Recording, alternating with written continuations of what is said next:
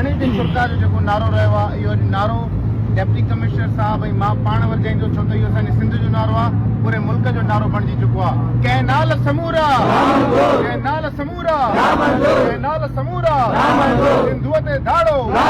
सिंधुअ ते धाड़ो ना मंज़ूर के नाल समूरा ना मंज़ूर सिंधुअ ते धाड़ो ना मंज़ूर के नाल समूरा ना मंज़ूर ओ वाह तडोको एसएसपी नौशहरो फेरोज संघार मलिक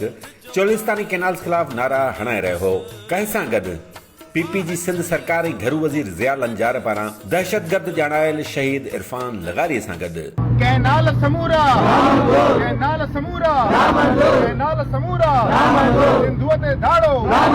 सिंधुअ ते धाड़ो ना मंज़ूर के नाल समूरा ना मंज़ूर सिंधुअ ते धाड़ो ना मंज़ूर के नाल समूरा ना मंज़ूर ओ वाह नौशहरो फेरोज मां सीनियर सहाफ़ी ज़ाहिद काइम खानी जी रिपोर्ट मूजिब ही 3 ॾींहनि जी वीडियो आहे जॾहिं बबरलो में धरणो लॻल हो जंहिंसां एकता तौर मोरो में पिणु धरणो लॻायो वियो हो जंहिंमें शहीद इरफान लगारी पिणु शिरकत कई हुई। इहो धरणो ख़त्म कराइण बाद तडोके एसएसपी नौशहरो फेरोज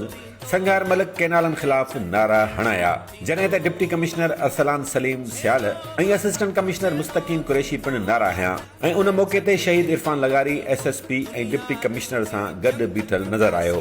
अल्लाह जी महिरबानी सां डीसी साहब असां जेके बि असांजा धरणे में शरीक दोस्त आहिनि असां मुतफ़क़ा तौर ते हितां जो धरणो ख़त्म कराए छॾियो आहे ऐं सिंध जी जियापे जे लाइ पाणी जे मसइले जे लाइ असां सभु दोस्त गॾु आहियूं। जीअं असांजे CM साहब जी IG साहब जी चेयरमैन लाल भुट्टे साहब जी ऐं समूरा जदोजहद करण वारनि जो नारो रहियो आहे असां उहो सॼो नारो अॼु वरी ॿीहर वधाईंदासीं। इन्हनि घणी दिन सरकार जो जेको नारो रहियो आहे इहो नारो डिप्टी कमिश्नर साहब ऐं मां पाण वरजाईंदो छो त इहो असांजे सिंध जो नारो आहे पूरे मुल्क जो नारो बणिजी चुको आहे कंहिं नाल समूरा कंहिं नाल समूरा कंहिं नाल समूरा सिंधुअ ते धाड़ो। हीअ वीडियो का पुराणी नाहे बस महीनो ॾेढ अॻु जी ॻाल्हि आहे। सवाल करणो इहो आहे त छा इरफान लगारी महीनो ॾेढ अॻु ताईं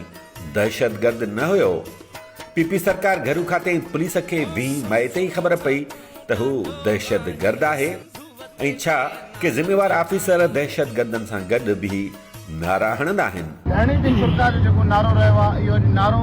डिप्टी कमिश्नर साहब ऐं मां पाण वरजाईंदो छो त इहो असांजे सिंध जो नारो आहे पूरे मुल्क जो नारो बणिजी चुको आहे कंहिं नाल समूरा कंहिं नाल समूरा कंहिं नाल समूरा